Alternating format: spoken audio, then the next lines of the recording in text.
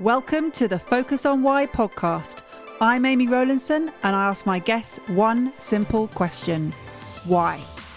Focusing on the importance of why, I share with you the relatable, uplifting and inspiring conversations I have with people from all walks of life. This podcast will encourage you to focus on your why to enable and empower you to achieve the success you desire. Have a purpose, have a plan, focus on why. Today on the Focus on Why podcast, I have the pleasure of Amit Sodha in the house. Amit, welcome. Oh, thank you so much for having me, Amy, as well. It's a pleasure to be here. Well, based on all the things that you do, so why don't you share with the audience what it is that you do and fill most of your day up with? Oh, okay, cool. So essentially my number one priority in life now is my coaching. So I actually began coaching quite a number of years ago, probably about 28 years ago. Started off as a meditation teacher, teaching adults how to meditate. And then for a long while, I ran it in parallel. So I was creating a business, but also working as well. But essentially what I do now is focus all my time on coaching and helping people. Not only finding, in fact, we kind of reaching out to their own why, but also to help them discover what they're capable of as well. I think the why is the foundation, but also then understanding the difference between, say, being present, being in the moment, and goals. And I heard a wonderful quote the other day that goes that the journey is the goal, the goal is the journey, the journey is the goal. I'll get it right. It'll come to me eventually. But it was a wonderful demonstration as well, because people always think there's an either or, but there doesn't have to be. I think that life is actually meant to be a whole spectrum of things. So in terms of the actual coaching, though, I help a number of people. I coach a number of children. I coach adults, because fundamentally we're all the same. We're all just trying to exist, be happy, be fulfilled, live life, enjoy, feel a sense of purpose, create a life that we enjoy, that we love most of the time. And so we're all coming from the same place, I think. There's nothing fundamentally different. And when you understand what our basic human needs are, what we need, then, to then move forward with life and sort of find out, why we want certain things, the specifics will help us move forward. And so I do that. And then, of course, the other thing that I do as well that I focus on, or the other area I specialize in, is helping people with their dating and relationships, because I find that when people have challenges when it comes to their dating and relationship side of things, it tends to kind of filter down and affect different areas of their life.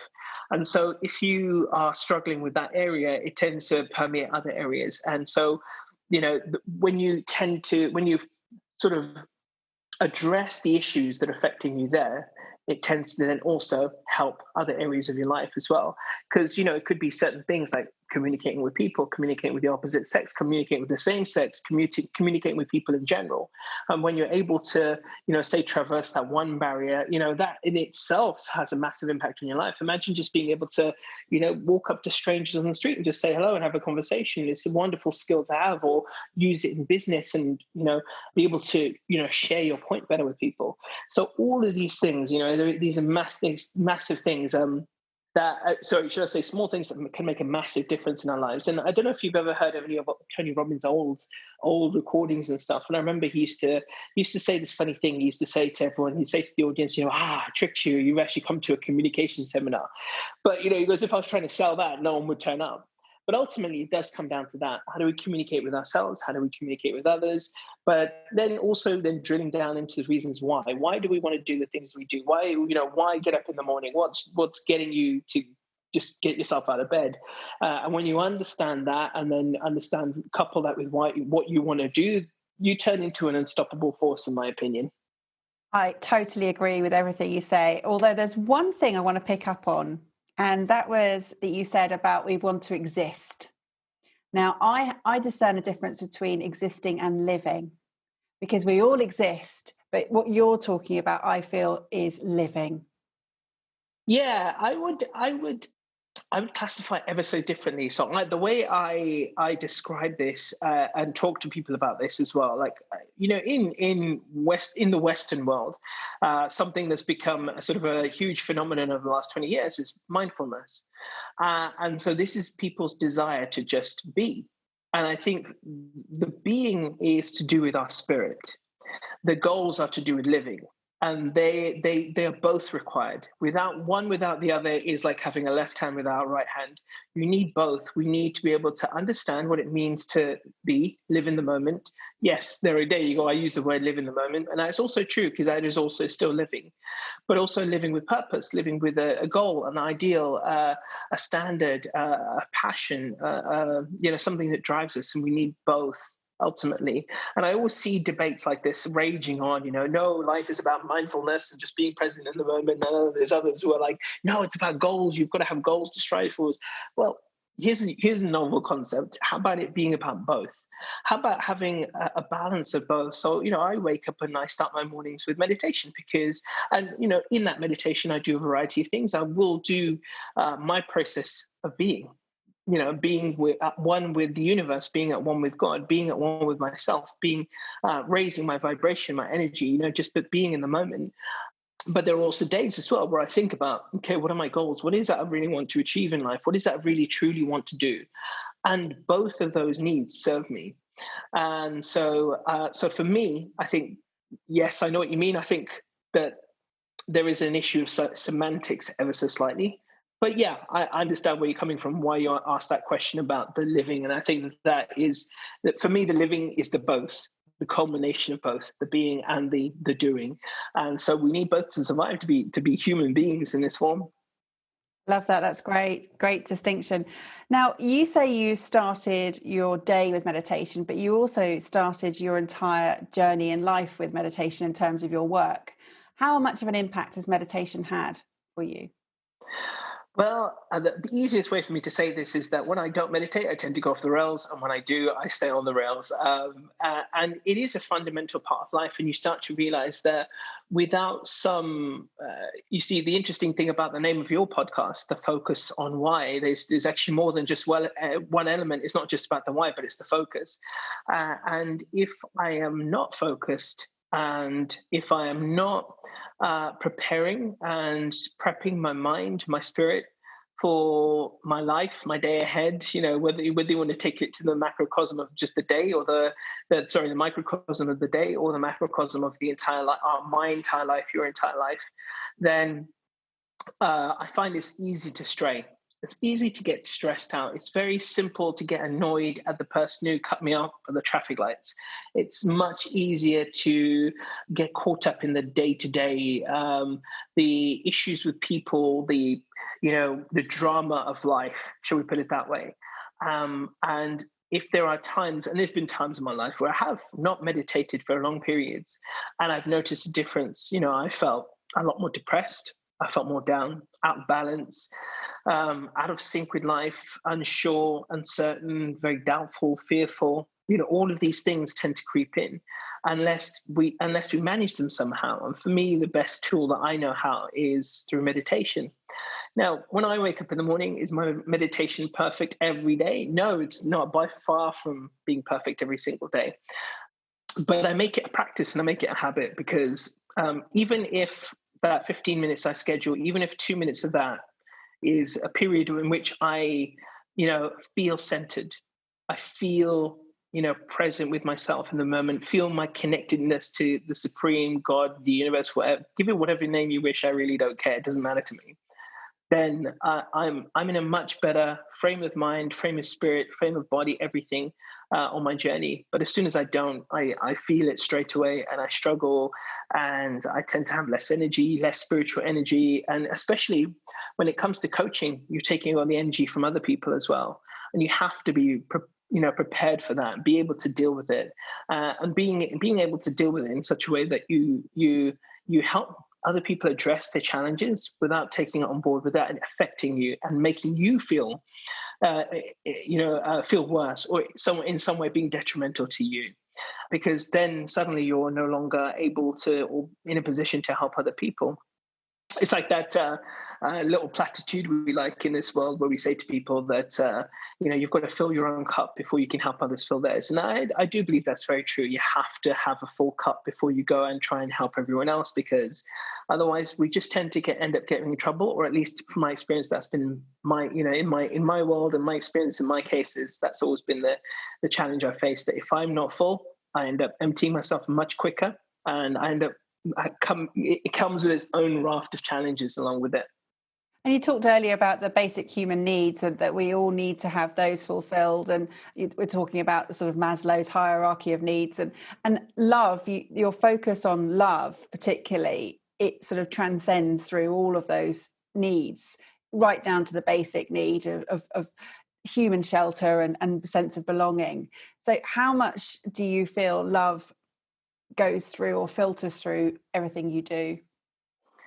Wow, you kind of hit the nail on the head in your own question, actually. But it's true though, because I think ultimately our baseline is love.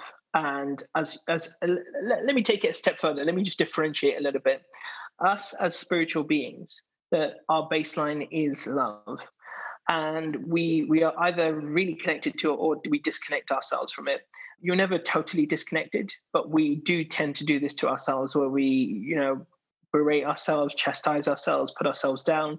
I often say to people in my coaching, right, think about the way you would speak to someone else, a best friend. Would you ever put them down and say, talk to them in the same way that you sometimes talk to yourself? And the way you put yourself down, would you do that to your best friend? Would you berate them? Would you say you're horrible, you're useless, you're ugly, you're fat, you look rubbish, you're no good, you're useless, this, that, the other? We wouldn't do that to other people, but we tend to do it to ourselves.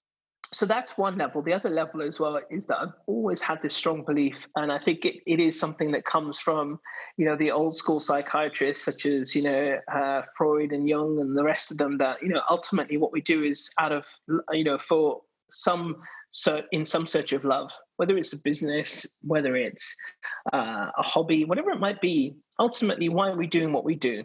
I mean, I do what I do because, for me, there's love involved. As in, I love people. I want to help them. I want to be able to support them on their journey and whatever decisions they make.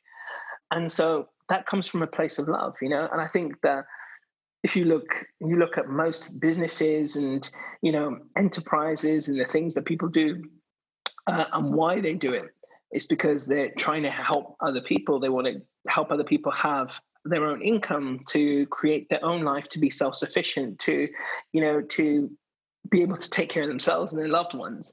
And it all does come down from a place of love. Ultimately, if you really, really drill down, you'll see that, and you'll see that everywhere. So for me, it's always that spiritual baseline. But ultimately, most of the time, sometimes even when we're hurting people, but this is a careful thing, I always say it comes in context. It sometimes comes from love, but it's just demonstrated in the wrong way. And so I always make that careful distinction there as well. I don't want to send out the wrong message to people, but it's an important thing that even the people who are most hurting, in fact, they're often acting from a place of lack of love, and therefore that is also the same thing, in the sense that obviously because they're lacking it, this is why they're acting out. So again, it goes back to the love being the baseline. And so when you understand that, and you understand why we're doing what we do up from that place, from that position, then it's easy to understand, that love is the bottom line ultimately. Yeah. So to get what you want in business or life, you need to give others what they want. Absolutely, yeah, 100%. I think there is no real business without contribution, is there?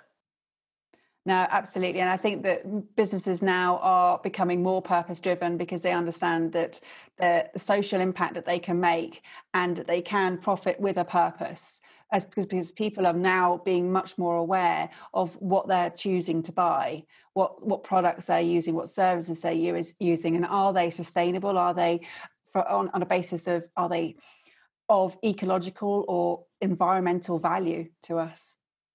Absolutely. I've started doing a lot more of that now as well, even just looking at simple things like packaging, and are they recyclable, and how does that business operate? And that does actually have a big influence on me buying their product, because I want to know, do they actually have that conscientious level? It's one of the reasons I decided to go vegan, because I thought to myself, in fact, I love animals, and that's without trying to get too much into a debate with most people about veganism and stuff. For me, it's genuinely a love of animals and the planet, and I think that it stems ultimately leads to a lot of bad things that are happening right now as well. If we go back to our ancestral days of farming, that's a different thing. But now you're absolutely right. There are so many conscientious businesses out there who truly do care for their, not only their product, their people, their customers, and they want to try and do right by all of them to help them. And again, for me, coming from a place of love, they realize that actually there's so much power there, and that's what drives them. I absolutely agree. We're saying absolutely every other sentence at the moment because we're so tuned and aligned in our thinking at the moment, Amit. But I really do believe that if companies start out focusing on why they're doing what they're doing and they keep those purpose-driven values at the core of their business, then they will be successful in what they do because they will communicate that to their employees, to all the people involved, the stakeholders, their customers, what they're doing and why they're doing it. And for me, that's the whole purpose for me to have people on the podcast, to speak to them about their purpose, their why, and then, as you say, the focus on that, to carry that through as well, not just sort of start that as with that point, but to have that as a continuous momentum throughout their lives. And there's loads of research that shows this as well, that, businesses that act in that way tend to be more profitable. They tend to last longer, go on, and they become stronger. And anyone who tries to dispute that by saying, yeah, but look at other companies and so on and so forth, but they go through severe ups and downs and challenges. And though what ultimately happens is those challenges they go through, the turbulence leads them to that point where they start thinking, oh, actually, you know what, this is the reason that we ended up in this position was because we weren't looking after our people. We weren't looking after our customers. We were exploiting the earth in our products, and therefore we're paying a price now because, a good example of this is the dairy industry. Right now, the dairy industry is completely crashing because most people, even non-vegans, are not drinking milk anymore. A lot of people are not drinking milk. They prefer the alternatives. And I read an article the other day that a lot of dairy companies now are buying up some of these companies that do non-dairy alternatives because they want to get into our market. They realize, wow, there's not only a lot of money here, but we're also, saving the earth a little bit and, protecting the environment, and we can make loads of money doing it as well. So why not? It's a win-win. We're helping the world and we're helping people with better health. And so there you go. It's a no-brainer really. And that's one perfect, I think that's like the epitome of examples right there. The dairy industry and the meat industry, they're all sort of, a lot of people are leaving it now because they realize that actually, funny enough, people realize we've become more conscientious. We know that, mass farming is harming the planet, is harming our health. But there is a win-win. They can make alternatives which are better for our health, better for the environment. They make more money. It's just such a no-brainer, isn't it? There's just no two ways about it. And so more and more companies, those are a couple of good examples, but more and more companies are starting to realize actually, that the way we practice business, if we do it the right way, in a compassionate way, in a heart-led way, in a heart-centered way, we're going to make so much more money. And, when I speak to people about coaching, and they may look at my model and say, oh, you're not earning as much money as you could be by, not selling it this way, that way. Yeah, I think there's probably a better way I could be doing things, but I'm not going to go to the old school ways of doing, hardcore selling to sell my products and services to people. What benefit is there in that? What benefit is in someone coming to me who feels like they've in some way been obligated to get coaching, and that's always sitting there in the back of their mind? That doesn't serve me. It doesn't serve them. Yeah, sure, it might put a few quid in my pocket, but ultimately, it's not going to make a difference. It's not really going to help them. It's not going to help me long term. They're not going to go away raving about my services and telling people that they enjoyed it and they got something really incredible out of it. They're going to just always harbor that tiny bit of resentment inside them. So I may as well approach my business from that kind of standpoint as well, a more ethical standpoint, understanding that I think compassion will ultimately lead to more sales. It will lead to better business. It will lead to more referrals. It will lead to more opportunities and ultimately more money as well, which is what we all want at the end of the day as well, to be, financially free. And if I do this and continue down this path, I know it will work. It's we're seeing it example after example now, and it's only a matter of time. If you stick to your guns and your values, things will come good. It's a great philosophy in life for sure. So other than coaching, what else do you do to pass your message through or filter it out to a wider audience? Well, there's a number of things actually, but I'll start by saying this actually, that one of the things that for me is very important as a coach is that I live by what I teach. And some of the ways I do that, for example, was up until about 2 years ago, I was probably sleeping in till about 9 o'clock, getting up. I would go to the gym and I would exercise, but by the time I'd finished and got home and had some food and got ready, it was already 1 o'clock in the afternoon. And you just think to yourself, how the heck am I going to make it as an entrepreneur if I'm starting my day at 1 o'clock? You just start to realize actually that there's no way that that's going to be sustainable, especially in the beginning. Longer term, sure, set up the foundation, set up your systems, great, you can do that. But I realized I needed to make the most of my time and maximize my time. So that really drove me. That became a really big why for me, a massive why. And I remember January 1st, 2019, I decided literally about a week before that was the make or break point for me, that I was going to start waking up early at 5 a.m., develop a really good routine and start working much earlier. So literally from January 1st, 2019, I started waking up at 5 in the morning every morning. I would do a few minutes of meditation, and then I would, at that time, was driving to the gym. I'd go to the gym, do my exercise, sort of be ready after I'd done my exercise, had my breakfast. It was 8:30, and I've already been up for 3.5 hours, done a huge amount of my day, but my day was just starting and I was loving it. The only challenge I faced was that I'm naturally, I don't know about you, Amy, but I'm naturally a late night sleeper, and I still am. Like, my brain starts to function much better at 7, 8, 9 o'clock at night. And if I had no reason to wake up in the morning, I would easily, happily stay up till 1, 2 in the morning. And I would probably be very productive at that time, because that's just naturally, I know I'm a night owl. I'm not a morning lark, by my genes, by my design. But another thing that also drove me was that, recently married 3 years ago, my wife and I, she was going to bed at 9:30, 10 o'clock. And then there was me going to bed at, 12:30, 1. We weren't even going to sleep at the same time. And I thought, that's not healthy for our relationship. So these two massive driving factors really drove me to follow this through. And even in the beginning, when I was literally, this is honestly not an exaggeration, there was periods of time where I was getting 1 hour sleep. But I would force myself out of bed at 5 o'clock, go do my exercise, and come home and get some sleep if I needed to, if I absolutely needed to. And there were many days when I had to go through that. Then I did it. But those two reasons really drove me, to develop this habit, to start, building this into my life. And it was a rough journey. I fell really ill twice. I had the flu within the space of about 4 weeks, because I was so sleep deprived. But I just realized the value in what I was doing, so I had to do it. And so I kept going, and also at that time as well, that's what the day I officially became a vegan as well. I changed my diet. I decided, okay, cool, I've got to look after my health. I need to exercise, make sure I'm eating better foods. My diet is definitely far from perfect, but it's getting there. That's definitely more of a process. So I do like to sort of, for me, it's a bit of a novel title as well, to say that I'm a 5 a.m. riser, I'm a vegan, and I'm a daily exerciser, I'm a runner, and I'm going to be doing the virtual London Marathon a week on Sunday.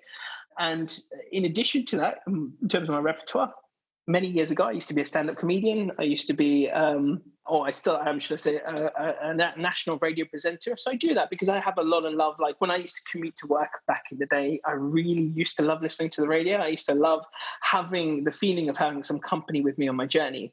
And so I love the radio, and it really got me into presenting, so which I started it probably about 16, 17 years ago, and I've been doing it ever since. And currently I present a love show, which is interesting as well, because it enables me to bring in some of the dating knowledge that I have, the relationship knowledge, and help people on their journey in that respect as well. And then in addition to that, I do a lot of content creation on Facebook, as you may have seen, and I have over 1 million followers on Facebook. And I'm constantly curating content, putting it out there and trying to reach as big an audience. And I guess in many ways, what that's led me to become is quite a sort of like a novice, but interested, avid marketer, to see what works, what doesn't work, and just keep experimenting with trying to reach bigger audiences, to see what captures people, what engages people, what drives people, what's gonna, again, it comes from a good place, comes from me actually genuinely wanting to help people. But there's a side of me that's like, okay, let me see and experiment, what kind of language works, what kind of messages work, what kind of headlines grab attention that help people progress in their life, do something better, get better, feel more energized, feel more charged.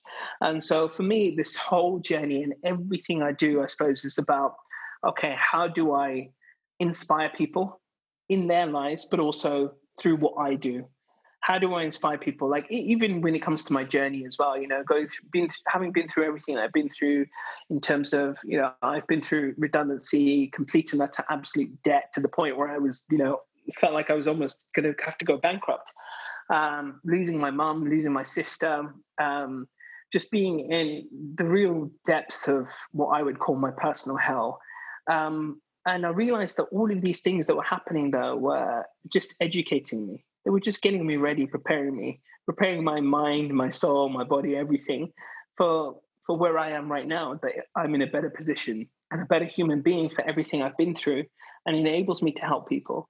It enables me to, people who are going through major trauma. I mean, generally speaking, obviously, I'm not a counselor, I'm not a therapist. It's not what I do. But obviously, when you coach people, these things do arise, and people do want help in that area. And it's only in our human nature to try and help these individuals. And it enables me to be better equipped for those eventualities. Like, for example, I was coaching a mum who had lost her son to suicide. And, that's, for anyone is just a horrendous, one of the worst things you could possibly imagine, as a mum to lose their child in such circumstances. But I took on that challenge quite confidently, having been through all of the challenges that I'd been through, enabled me to help her. And, she did come out much better on the other side, to the point where she was starting to go and present and talk and help people on their journey, to recognize the signs, to help parents be better equipped for when their children show the signs, etc. And I think that coaching was a bit of that catalyst that helped her head in that direction. So these are all the kind of things different things that I do. And like I said, I absolutely love what I do. All sides, the coaching, the speaking, the social media content, the radio, and, it all comes into alignment, and just bringing everything together now to see what I can do to make my little mark and dent in the world. And, I have this little dream of mine, Amy, which is to somehow positively impact every single soul on planet Earth. And when I looked at some of my paid stats recently, over the last sort of 3 years or so, I think I've probably reached about 150 million people on my Facebook page. And, to see that, I thought, wow, that's an incredible thing to have, impacted that many people, or at least reach that many people. Let's keep going. Let's see how many more people I can reach. Let's see how many more people I can impact in a positive way. And I'm just going to keep on going and see what's possible. And you call it a little dream, and it's far from a little dream to impact everyone. Yeah, true, actually. Yeah, very true. What would you say your message is, if the impact or the positive message that you want to impart? What would that be? It's quite hard to put into a few words, I guess, but essentially is to tell people that you are amazing, you are beautiful, you have. I guess I'm going to take it to the deeper spiritual level that personally I believe, anyways, that we are not these bodies. We are not just simple human beings living on a blue planet, and this is our locale in the universe, and that's it. We are all completely connected in every way, shape, and form. Just because you and I are speaking through this camera, and you're recording this audio, these are just the tools in this physical world. But ultimately, this message carries with it a vibration. We live in a universe where we're all connected, and we all live in a vibrational universe. And there is no good or bad as such in a universal scheme. Everything exists for our benefit. Jim Carrey has a nice way of putting it. He says, life isn't happening to you, it's happening for you. And we live in a universe of contrast, and that contrast enables us to then decide what it is exactly we'd like to experience while we're here, or in the physical world, in the universe. And the power of contrast gives us that choice. We understand that there are things which are good that we love to have or do or be, and there are things which are bad which we want to try and avoid. Without that contrast, without this universe of relativity, we wouldn't know. I mean, how would you tell someone, if we didn't have relativity, how would you explain to someone, what something big is? If you don't have a point of reference, a frame of reference, that's not possible. So we have to have this universe of contrast in order to be able to know and understand what it is we want to experience, and then go towards that, expand ourselves into this amazing expanse. We're constantly expanding beings, and so go live that life. So for me, what I see my purpose as being is helping people, remind them of that's what they are. I'm, of course, never to force my spiritual beliefs on anyone else, but I still believe that even on the smaller scale, as human beings, we have great potential. We all want to, what most people say, what do you want in life? To be happy. Well, I hate that term, to be happy, because, it has such a strange connotation right now. You could buy a car and be happy for 10 minutes, but after that, you're no longer happy. Happiness is one of these things that comes and goes, but real fulfillment, and the fulfillment comes from understanding that there is beauty in both the ups and downs of life. And that sometimes when, something bad happens to us, if we could just pause and reflect and ask ourselves, what is this giving me? What is the gift in this tragedy or this thing that's happening? And when you can appreciate and be grateful for the bad things that are happening, and you reach a level of mastery in your life, which very few people do, which will change everything. Suddenly you're not afraid when bad things happen. You're not living constantly hoping, I hope nothing bad happens today. I hope nothing bad happens to the world. The world is perfect all the time and everything goes wonderful. No, I think that's not what life is about. Life is understanding that we have both sides of the coin, and that we just have to then decide from there what we want to do, what we want to be, do, and have, go experience it in the best way possible. But not little silly things keep us and hold us back, our self-talk, what the media shows us, what other people tell us, and just realize that having that goal, that destination, serves a purpose in our life. Strive towards it. Even if you never get there, at least you can live knowing you tried your best, and you gave it your best shot and you had fun along the way. And that's another thing. That's the reason I think that I ended up doing stand-up comedy, because I used to take myself way too seriously. And I realized that you just have to laugh at yourself sometimes, laugh at everything, laugh at life, laugh at what's going on in the news right now, the craziness as well. Not to trample on anyone's emotions who are going through a difficult time, but in terms of ourselves, not to take things too seriously, and understand that there's always going to be ups and downs, but how we respond to them ultimately then defines whether we're going to feel fulfilled and have very few regrets at the end of our life, or if we're going to have loads and feel like we never lived because we never got a chance to explore ourselves. So that for me is, I know that was kind of a long-winded answer, but definitely my answer to that ultimate question of, what's the message I want to share with people? And that is it, go out there, do something, have fun, and enjoy the process. If you're not enjoying it, what the hell is the point? I say this to people when it comes to dating. I say, look, when I was dating, for me, being single was one of the most fun periods of my life. I loved it. I really did. Don't get me wrong. I love being with my wife, and we have so much fun now. But when I think about my single life and my single existence, especially towards the latter part of it, I had so much fun. I almost didn't want it to end. And in fact, that's exactly when I met my wife, because I was having so much fun. And when you're in that vibrational state, this is what the law of attraction is. You attract amazing people to you. And that's what happened. I met my amazing wife. So I say to people, in life, whether you're talking about being single here or just life, enjoy it. What's the point of being in any other way, shape, or form? Life is too short. Let's have some fun, enjoy it, and go towards those things that we really want to have and be and enjoy. And the whole reason that you were recommended to come on this show was one person reached out to me, and she's listens to my podcast, and she saw a post that you put into it was a personal story that you wrote back in July, and you shared it. And because of you shared your very, very detailed story of your life in that particular Facebook group, she reached out and she said, Amy, you have to get this person on the show because of what you shared and how vulnerable you were with that message. And it touched her. And you talk about how important humor is and how it actually played quite a significant part in your life there. Yeah, and it was a big realization as well. And I'll tell you what the point was, the turning point was. Now I do get my dates confused a little bit, so I've got to try and remember exactly what it was. But basically, I was looking to get into stand-up comedy. I was coaching someone who wanted to be a stand-up comedian, in fact. So I was helping him on his journey. And he was the one who approached me and said, listen, why don't you do this with me? I'm going to arrange a fun charity comedy night. Why don't you do it with me? And I was just like, okay, cool, let's do it.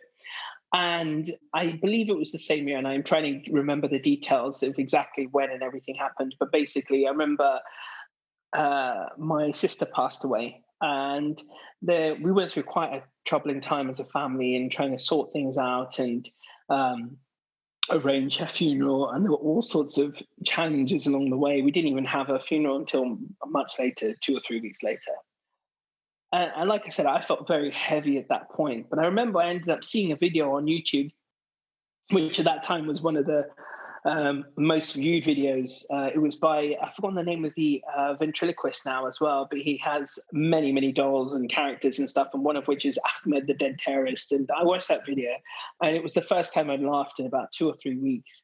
And it just really I don't know why, and it just took everything away almost. And it just made me realize the power of humor, it just has such a powerful healing effect on people, a disarming effect. And it's also, it helps people show their vulnerability. A lot of comedians I know end up getting into stand-up comedy because they're trying to heal something they're going through. So for that reason, they end up being vulnerable through their comedy in that guise.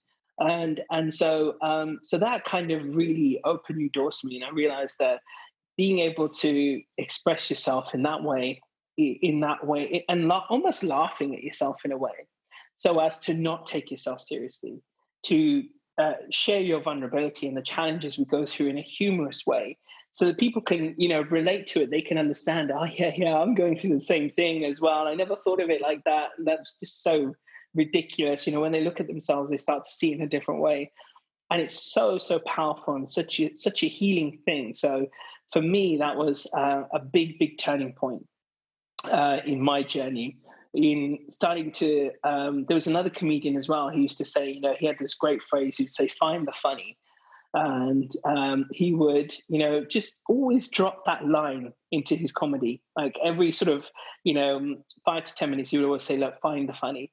And I love that. If you can find the funny and the humor in your life, even when, things are going really bad, especially on the tail end of it, you can start to realize that, this thing that's happened to me, someone crashed into me and my car's been towed right off. If you can have just take a step back and find the funny in the situation and find some comedy or humor in there, suddenly these things just melt away. And, there is so much power in that. So that for me was a massive turning point. And, when I shared that story, which ended up being like, I think 2,000 words, and people can see that story on my blog as well. I did put it on my blog eventually as well. It was my opportunity to tell people, look, that here's what I've been through as well. I can relate to what you're going through. Here's how I dealt with it. Some of the things that I did that helped me on my journey. And I hope they truly help you. And the amount of messages I got back from that post that I did as well was just incredible. It was, 400 or 500 comments at least, if not more. It was incredible to see how people were touched by that story. So it did its job. It helped people. It inspired people. And if I can continue doing that in more ways, wonderful. I'll continue doing that.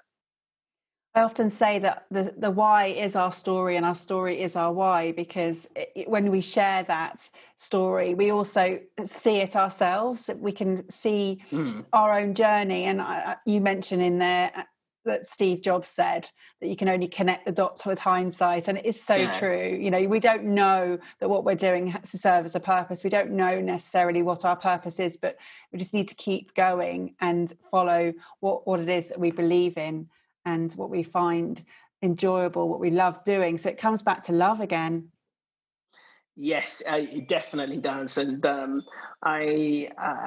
I joke around with my friends about the fact that I got married recently, and obviously we have a home now, and I've got the wife, and we don't have any kids, but having to deal with all the day-to-day stuff of being the bloke of the house as well. No offense to any of the people who are multi-gender and stuff like that as well, and get offended by these things. But it's just true. It is what we are, and just settling into that role. And the other thing I was just going to say as well, based on everything you mentioned as well, was that, you said about coming back to love. And I think that's an important thing. And the one thing I say to people as well that's really important to recognize is the difference between soul and role. And soul is who we are, our core. our spiritual being. And the role is what we step into in each moment. Like, I often say to people, when I talk to people about dating, I talk to them about trying different things when on their dating journey, trying different techniques, trying to explore who we are as a person on that journey. And initially they always say to me, oh, it feels strange, I just want to be myself and be loved for who I am. And I explain to people, look, who you are is a very fluid concept. You're not the same. Tell me the truth. Are you the same person, at work, that, who you are at work and who you are at home? And most of the time, 99.9% of the time, the answer is no, because we step into these various roles. And when you understand that, actually, then, life can make a bit more sense. So these are just the various roles we play in life. But, who we are, our soul level, is a very different thing. I don't get too caught up in this whole, mass thing that's going on right now in terms of this immense culture shift towards, I know some people title it as political correctness. Some people are looking about, inclusion and diversity and this, that, the other. Don't get me wrong. These are very important things, but I don't want to get too swept up in that, because as far as I'm concerned, it really doesn't matter in the grand scheme of things. Yes, let's be all inclusive. Wonderful, great. I love that idea. But I'm more concerned with who we are at our soul level. The outside bit, I would personally never go around and say to people, look, I'm a brown man, and I've achieved this as a brown man. That, for me, that's got nothing to do with it. My skin color's got nothing to do with anything I do in life and who I am. It just has a little bit to do with my history and my upbringing, and that's about it. I draw the line there. But ultimately, what I do from here is just down to me being a soul, a human being, and choosing to do what I do with my life from a conscious place, and deciding it from a place of love and purpose and why. And those are the important things. These are the key things for me. So that important distinction of soul and role is so fundamental to our lives. And realizing we play our various roles, but who we are at our core is that soul. And let's understand we all have this journey that we're on to have a purpose, to feel fulfilled, to create an incredible life. Let's do that. Let's work together to do it. I normally ask people to finish on a high sort of final message, words of wisdom, but you've put me to the post already. How would people get in contact with you, Amit? Best way is, I'm obviously quite prolific on Facebook and Instagram. And if you want to find me on either of those, easiest way is head to my blog, unlimitedchoice.org, and all my links are there on the top right. So they can connect with me at any time. Fantastic. Well, I'll make sure they're all in the show notes for ease. I will ask you for one more final word of wisdom for the audience, please. It's been fantastic having you on the show. And I just want to say thank you again and leave your final message.